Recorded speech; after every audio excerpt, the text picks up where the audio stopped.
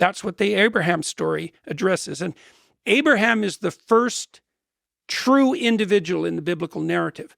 So you could think about his story as the archetypal story of the developing individual. So you said, well, what's God? Well, in the Abraham story, God is characterized a lot of different ways in the classic religious texts. Like the Bible is actually a compilation of different characterizations of the divine, with the insistence that they reflect an underlying unity. In the story of Abraham, the divine is the call to adventure. So Abraham has the socialist utopia at hand. He's from a wealthy family, and he has everything he needs. And he actually doesn't do anything until he's in his 70s. Now, hypothetically, people in those times lived much longer. But a voice comes to Abraham, and it tells him something very specific. It says, leave your zone of comfort. Leave your parents, leave your tent, leave your community, leave your tribe, leave your land. Go out into the world. And Abraham thinks, well, why?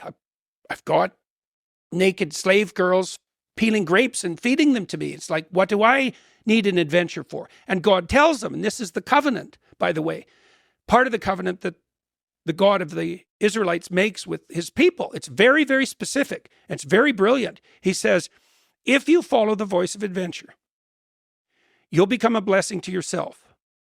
So that's a good deal, because people generally live at odds with themselves. And he says, God says, that's not all. You'll become a blessing to yourself in a way that furthers your reputation among people, and validly, so that you'll accomplish things that were real and people will know it, and you'll be held high in their esteem, and that will be valid. So that's a pretty good deal, because social people would like to be regarded as of utility and worth by others. And so that's a good deal. And God says, that's not all.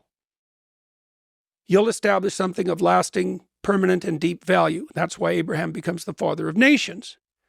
And finally, he caps it off, and he says, there's a better element even to it. There's a capstone. You'll do all three of those things in a way that's maximally beneficial to everyone else. And so the divinity in the Abrahamic story is making a claim. He says, first of all, there's a drive that you should attend to. So the spirit of adventure that calls you out of your zone of comfort.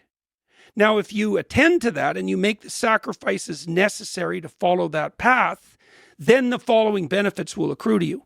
Your life will be a blessing. Everyone will hold you in high esteem.